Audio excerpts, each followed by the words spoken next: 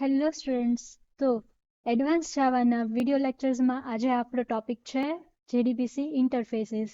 અત્યાર સુધી આપણે જેટલી પણ જેડીબીસી ડ્રાઈવર્સ ને વગેરેની વાત કરી, તો એમાં વોટ ઇઝ જેડીબીસી એપીઆઈ, એમાં જ આપણે કીધું હતું કે ભાઈ એપીઆઈ એટલે શું, તો કે collection of pre-build class and interfaces.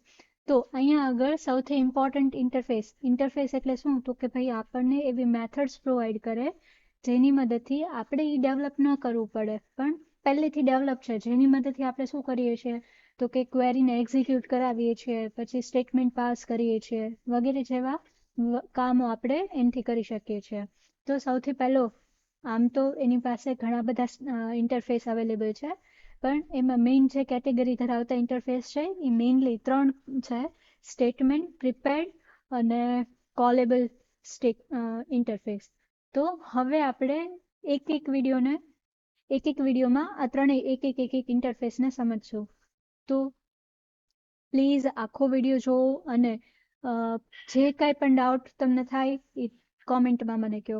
Okay, તો સ્ટાર્ટ કરીએ.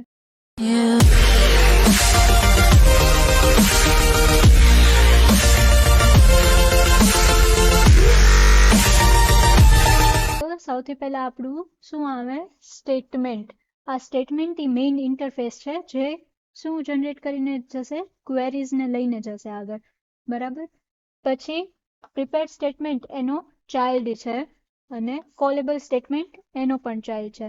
તો આપણે આ વિડીયો લેક્ચરમાં ખાલી ને ખાલી સ્ટેટમેન્ટ ઇન્ટરફેસ ભણવાના છીએ, પછી આપણે આગળ વાત કરશું. તો હવે કામ શું કરે છે એ પહેલાં આપણે સમજી લઈએ, બરાબર. મેં તમને કીધું હતું કે ભાઈ Java is a pure object oriented language. Java એ એસક્યુએલ કે બીજી કોઈ લેંગ્વેજને સમજતું નથી. તો અહીંયા આગળ આપણે શું કરીએ છીએ? એક ઓબ્જેક્ટ બનાવીએ છીએ. કોનો ઓબ્જેક્ટ બનાવીએ છીએ? આ સ્ટેટમેન્ટનો ઓબ્જેક્ટ બનાવીએ છીએ. હવે આ ઓબ્જેક્ટની અંદર શું જશે? તો કે આખી આપણી એસક્યુએલની ક્વેરી જશે,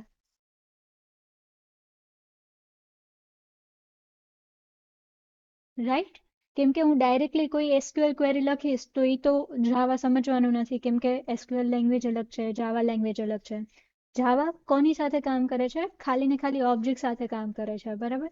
તો અહીંયા આગળ આપણે શું બનાવ્યું? તો કે સ્ટેટમેન્ટનો એક ઓબ્જેક્ટ બનાવ્યો અને એની અંદર આપણે શું મૂકી? તો કે એસક્યુએલની ક્વેરીઝ મૂકી, રાઈટ.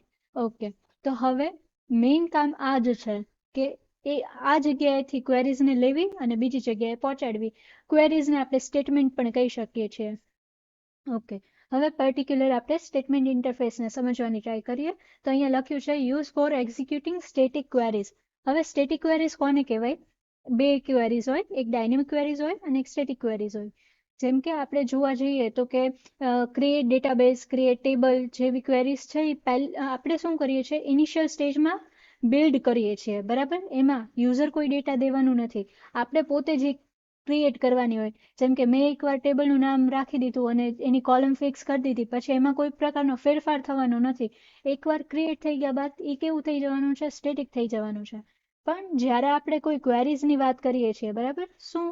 તો કે એવી ક્વેરીઝ કે જે યુઝર રન ટાઈમે આપતું હોય, જેમ કે ઇન્સર્ટની ક્વેરી છે, અપડેટની ક્વેરીઝ છે, એ બધી ક્વેરીઝ ક્યારે આવે? રન ટાઈમ ઉપર આવે. તો એ બધી ડાયનેમિક ક્વેરી કહેવાય. તો અહીંયા આગળ સ્ટેટમેન્ટ ઇન્ટરફેસ છે એ ખાલી ને ખાલી સ્ટેટિક, મતલબ ક્રિએટ ડેટાબેઝ, ક્રિએટ ટેબલ જેવા સ્ટેટિક ક્વેરીઝને પાસ કરવા માટે યુઝ થાય છે.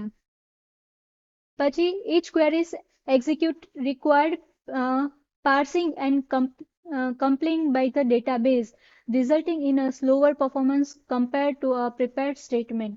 અહીંયા આગળ એક મેજર ડ્રોપ છે કે એ પ્રિપેર્ડ સ્ટેટમેન્ટ કે બીજા ઇન્ટરફેસ કરતાં થોડુંક સ્લો કામ કરે છે, કેમ કે એને પર્ટિક્યુલરલી એના રૂલ્સ ફોલો કરવા કમ્પલસરી હોય છે, બરાબર. જેમ કે એને કમ્પલસરી આપણે ડબલ કોટ્સ ને એવી અમુક ફેસિલિટીઝ છે એમાં લખવું કમ્પલસરી હોય છે, જેથી એને ટ્રાન્સલેટ કરવામાં તકલીફ આવે છે, જેની કારણે એ શું થોડુંક સ્લો થઈ જાય છે. પછી parameterized, we can not pass parameters through this statement. હવે વોટ ઇઝ પેરામીટર? હમણાં જ આપણે વાત કરી કે જે યુઝર રન ટાઈમ ઉપર કોઈ ડેટા આપતું હશે, બરાબર, તો એ ડેટા છે આપણે ફંક્શન્સ ને એવું તમને થોડું ઘણું ખ્યાલ હોય તો ફંક્શન્સની અંદર આપણે ડેટા લખતા હોય છે. લાઈક ફંક્શનનું નામ પછી 2 બ્રેકેટ કરી એની અંદર ડેટા લખીએ તો એને પેરામીટર કહેવાય. તો હવે પેરામીટર એટલે શું? તો કે રન ટાઈમ ઉપર આપણે કોઈ ડેટા લઈએ છીએ ને એ ફંક્શનને આપીએ છીએ. તો અહીંયા આગળ આપણે જે કાંઈ પણ ક્વેરીઝ લખીએ છીએ એ કેવી ક્વેરી છે? સ્ટેટિક ક્વેરી છે. જેમ કે ટેબલ ક્રિએટની ને એવી ક્વેરી. તો હવે ટેબલ ક્રિએટમાં યુઝરનો કોઈ રોલ નથી હોતો, ખાલી ડેવલપરનો રોલ હોય છે. માટે આ પેરામીટરાઇઝ્ડ ક્વેરીને એક્સેપ્ટ કરતું નથી. Efficiency, lack of reusability of a cached plan lead to a additional overhead with each query execution. મતલબ શું છે? આ ક્વેરીને આપણે રીયુઝ ના કરી શકીએ. મતલબ એકવાર આપણે કોઈ એક સ્પેસિફિક ટેબલ બનાવી લીધું તો હવે એ ટેબલ ક્વેરી જે છે એ વારંવાર હું એને એક્ઝિક્યુટ નહીં કરાવી શકું, કેમ કે ટેબલ આપણે એક જ વાર બનાવવાનું હોય છે. બીજું ટેબલ બનાવવું હોય તો મારે બીજી વાર ક્વેરીને લખવી પડશે. તો આ થોડાક સ્ટેટમેન્ટ ઇન્ટરફેસના ડ્રોબેક છે. અને એની સાથે સાથે એને ઓવરકમ કરવા માટે થઈને એને પોતાના ચાઇલ્ડ ઇન્ટરફેસ પણ રેડી કરેલા છે. જેમ કે પ્રિપેર્ડ સ્ટેટમેન્ટ છે, કોલેબલ સ્ટેટમેન્ટ છે, જે આપણે નેક્સ્ટ વિડીયોની અંદર સમજવાનું છે. તો પ્લીઝ આખો વિડીયો જુઓ અને બધા જ સિક્વન્સની અંદર વિડીયો જુઓ, જેથી કરીને તમને જીડીબીસીની અંદર કોઈ પણ ડાઉટ ના રહે અને બધા ટોપિક ક્લિયર થઈ જાય. તમારી માટે હું આ સિમ્પલ લેંગ્વેજની અંદર બનાવું છું. તો ત્યાં સુધી કીપ લર્નિંગ. Bye bye.